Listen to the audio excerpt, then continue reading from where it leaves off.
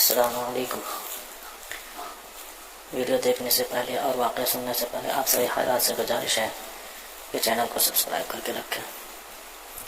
تو چلیے شروع کرتے ہیں۔ عبداللہ بن طامر کی آزمائش اور ان کی شہادت۔ امام نسائی، امام احمد، امام ترمذی اور امام مسلم نے بھی اپنی صحیح میں بروایت صہیب رومی حضور اکرم صلی اللہ علیہ وسلم کا ارشاد نقل کیا ہے۔ النقول میں کسی قدر کمی زیادتی ہے، مگر ہم خلاصہ نقل کرتے ہیں کہ کوئی بڑا جلیل القدر بادشاہ تھا۔ اس کے یہاں ایک کاہن یا ساحر یعنی جادوگر تھا جو اپنے فن میں کمال رکھتا تھا۔ اس کی سلطنت گویا اسی کے جادو کے بلبوتے پر قائم تھی۔ بادشاہ کے دشمنوں کو وہ اپنے جادو کے زور سے ہلاک کر دیتا تھا۔ لڑنے جھگڑنے کی ضرورت نہ پڑتی تھی۔ امرائے سلطنت اور ارکان دولت اگر بادشاہ سے ناراض ہوتے یا سرتابی کرتے تو یہ اپنے جادو سے ان کا رخ بادشاہ کی طرف موڑ دیتا تھا۔ اس طرح وہ ہر کام جادو سے کرا لیتا تھا۔ جب وہ جادوگر بوڑھا ہو گیا اور اس کو اپنی زندگی سے نا امیدی ہوئی تو اس نے بادشاہ سے عرض کیا کہ میں بوڑھا ہو گیا ہوں، میری عمر اخیر ہونے کو ہے، آپ کوئی ذہین اور سمجھدار لڑکا میرے سپرد کریں تاکہ میں اس کو اپنا علم سکھا دوں، تاکہ میرے بعد وہ آپ کے امور سلطنت کو درست رکھے۔ چنانچہ بادشاہ نے ایک عاقل اور ہوشیار لڑکا اس کے حوالے کر دیا۔ وہ لڑکا اس جادوگر کے پاس صبح شام حاضر ہونے لگا اور جادو کا فن سیکھنے لگا۔ راستے میں ایک راہب یعنی درویش اپنے صومعہ یعنی عبادت خانے میں رہتا تھا۔ محمد راوی کہتے ہیں کہ اس وقت راہب لوگ اپنی اصلی دین عیسوی پر قائم تھے۔ ایک دن اس لڑکے نے دیکھا کہ بہت سے لوگ عبادت خانے سے نکل رہے ہیں، صومعہ سے نکل رہے ہیں۔ اس لڑکے نے معلوم کیا کہ یہاں کون رہتا ہے۔ لوگوں نے بتایا کہ یہاں ایک راہب عابد رہتا ہے۔ یہ سن کر وہ لڑکا بھی اس راہب کے پاس پہنچا اور اس کی باتیں سنی۔ راہب کی باتوں سے اس کا قلب یعنی دل متاثر ہوا، اس کے دل نے اثر لیا راہب کی باتوں سے۔ راہب نے اس لڑکے کو دین حق اور توحید کی تعلیم دینی شروع کی تو وہ لڑکا ایمان لے آیا۔ یہ لڑکا جادوگر کے پاس جاتے ہوئے راستے میں راہب کے پاس ٹھہر جاتا تھا اور دیر ہو جانے کی وجہ سے جادوگر اس لڑکے پر غصہ ہوتا تھا اور زود و کوب کرتا۔ لڑکا کہہ دیتا کہ مجھے گھر میں دیر ہو گئی۔ آخر جادوگر نے بادشاہ کے پاس شکایت کی۔ بادشاہ نے لڑکے کو تاکید کی کہ ساحر کے پاس سویرے پہنچا کرو۔ اس کے درباریوں نے کہا کہ یہ لڑکا سویرے گھر سے آتا ہے، راستے میں دیر کرتا ہے۔ تو بادشاہ اور ساحروں نے یہ خیال کیا کہ کھیل میں لگ جاتا ہوگا، اس لیے دونوں نے لڑکے کو خود تنبیہ کی، لیکن لڑکا درویش کے پاس جاتا رہا۔ ایک دن یہ لڑکا راہب کے پاس سے بادشاہ کی طرف واپس ہو رہا تھا، کیا دیکھتا ہے کہ کسی مہلک جانور شیر یا اژدہے نے راستے روک رکھا ہے۔ لوگ ادھر ادھر دونوں طرف رکے کھڑے ہیں۔ لڑکے نے دل میں خیال کیا کہ آج امتحان لیتا ہوں کہ راہب حق پر ہے یا ساحر حق پر ہے۔ یہ خیال کر کے اس نے ایک پتھر اٹھایا اور یہ کہہ کر اٹھایا کہ اے خدا، اگر اس راہب کا مذہب حق ہے تو اس پتھر سے اس جانور کو ہلاک فرما۔ اور وہ پتھر اس کو مار دیا اور وہ جانور اس سے فوراً ہلاک ہو گیا۔ لوگوں نے یہ واقعہ دیکھا تو کہنے لگے اس کو جادوگری میں کمال حاصل ہو گیا ہے۔ لڑکے کی ہر جگہ تعریف ہونے لگی اور اس کی خوب شہرت ہو گئی۔ آہستہ آہستہ یہ خبر راہب تک بھی پہنچ گئی۔ اس نے لڑکے کو تنہائی میں بلا کر کہا، بیٹا، تجھ کو اللہ تعالیٰ نے بزرگی و کمال سے نوازا ہے۔ میں جانتا ہوں کہ تیرا مرتبہ بہت بلند ہوگا اور تو کسی آزمائش میں مبتلا ہوگا، لیکن یاد رکھنا میں بہت کمزور اور بوڑھا ہوں، کسی کو میرا پتہ نہ دینا۔ لڑکے سے قول و قرار لے کر راہب مطمئن ہو گیا۔ ادھر راہب کی صحبت اور انجیل مقدس کی تلاوت و اتباع کی برکت سے حق تعالیٰ نے اس لڑکے کو ولایت عظمیٰ سے نوازا، یہاں تک کہ کوڑھی، مادرزاد نابینا اور لا علاج مریض اس لڑکے کی دعا سے شفا یاب ہونے لگے۔ لڑکا خوب مشہور ہو گیا۔ اس شہرت کو سن کر اس بادشاہ کا نابینا مصاحب اس کے پاس آیا اور خوب تحفے نذرانے پیش کر کے عرض کیا کہ مجھ پر بھی توجہ فرمائیے اور میری آنکھیں بھی اچھی کر دیجیے۔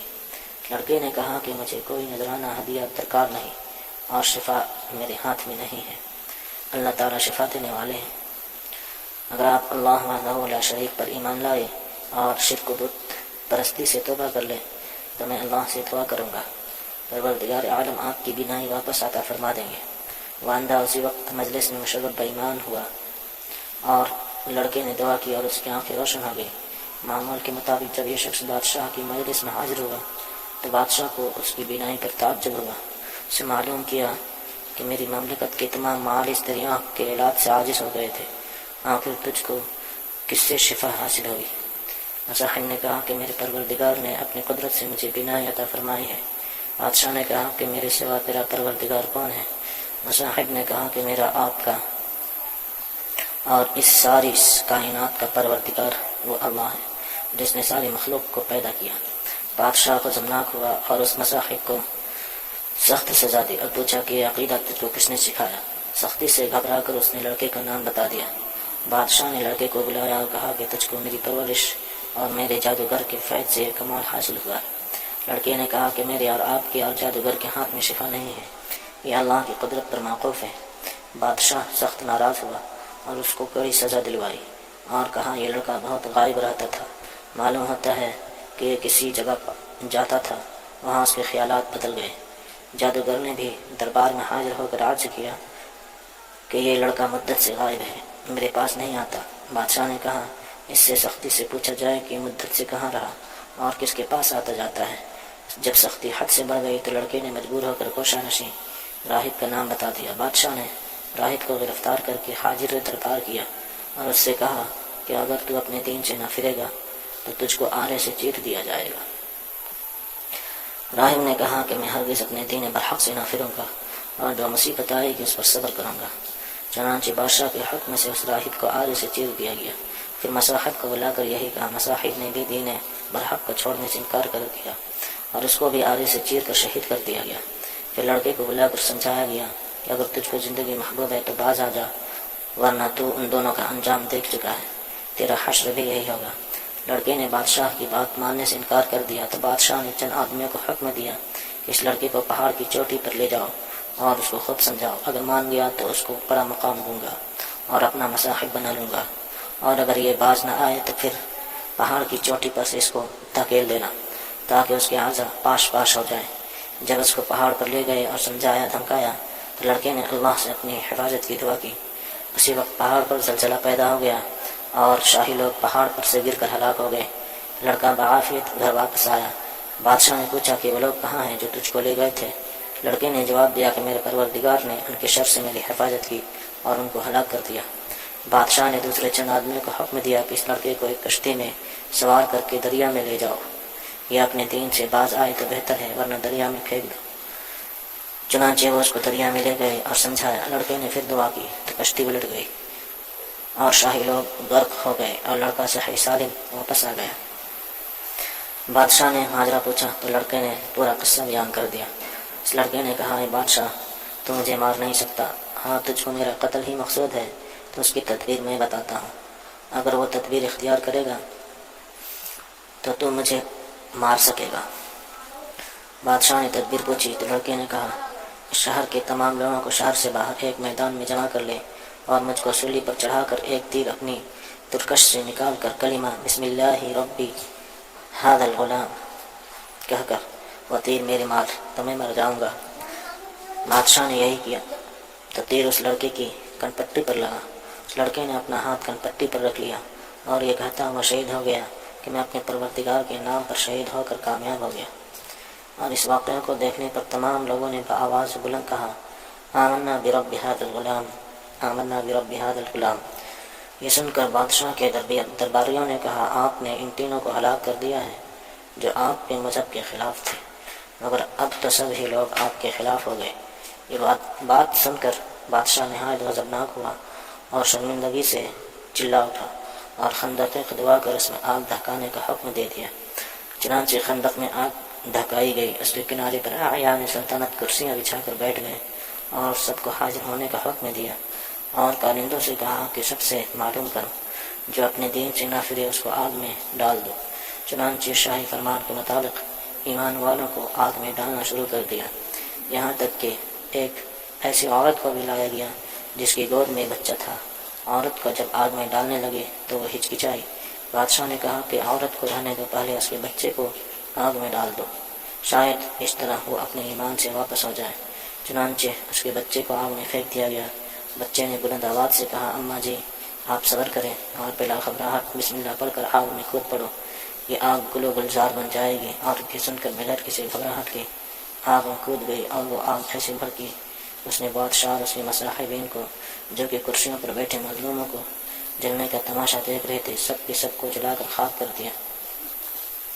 حضرت ربیع بن انس فرماتے ہیں اللہ تعالیٰ نے مسلمانوں کے آگ میں گرنے سے پہلے ان کی روح قبض کر لی تھی، اس طرح ان کو اس آگ کی تکلیف سے اللہ نے محفوظ رکھا۔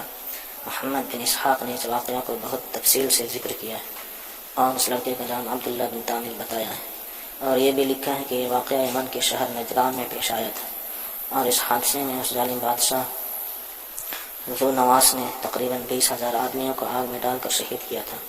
اس بارے میں دوسرے بھی اقوال ہیں۔ محمد اسحاق کی روایت میں یہ بھی ہے کہ یہ لڑکا عبداللہ بن تامر جس مقام میں مدفون تھا، حضرت عمر فاروق رضی اللہ تعالیٰ عنہ کے زمانے خلافت میں اتفاق سے کسی ضرورت کی بنا پر وہ زمین کھودی گئی تو اس میں عبداللہ بن تامر کی لاش صحیح و سالم اس طرح برآمد ہوئی کہ وہ بیٹھے ہوئے تھے اور اس کا ہاتھ اپنی کنپٹی پر رکھا ہوا تھا۔ کسی دیکھنے والے نے ان کا ہاتھ جگہ سے ہٹایا تو خون جاری ہو گیا، پھر وہ ہاتھ اسی جگہ رکھ دیا گیا تو خون بند ہو گیا۔ اس عبداللہ بن تامر کے ہاتھ میں ایک انگوٹھی تھی جس پر اللہ ربی کنندہ تھا۔ عامل یمن نے اس واقعہ کی اطلاع فوراً حضرت عمر فاروق کو دی۔ حضرت فاروق اعظم نے جواب میں لکھا ان کو ان کی سابقہ حالت پر انگوٹھی سمیت دفن کرو، چنانچہ ایسا ہی کیا گیا۔ سورہ بروج میں ہے والسماء ذات البروج والیوم الموعود وشاہد ومشہود قتل اصحاب الاخدود النار ذات الوقود اذ هم علیہا قعود وهم على ما يفعلون بالمؤمنین شہود وما نقموا منهم الا ان يؤمنوا باللہ العزیز الحمید، کہ ان کا کوئی گناہ کوئی عیب نہیں تھا سوائے اس کے کہ وہ ایمان رکھتے تھے باللہ العزیز الحمید، اس اللہ پر جو عزیز ہے حمید ہے۔ حاصل اس واقعہ سے ہمیں یہ سبق ملتا ہے کہ ایمان پر جب استقامت کے ساتھ انسان ڈٹ جائے تو یقیناً اللہ کی مدد آتی ہے، لہٰذا وقتی آزمائشوں سے نہیں گھبرانا چاہیے بلکہ ایمان استقامت کا مظاہرہ کرنا چاہیے، چاہے اس کے لیے جان ہی کیوں نہ دینی پڑے۔ اللہ تعالیٰ اس واقعے سے سبق حاصل کر کے ایمان پر استقامت عطا فرمائے، آمین۔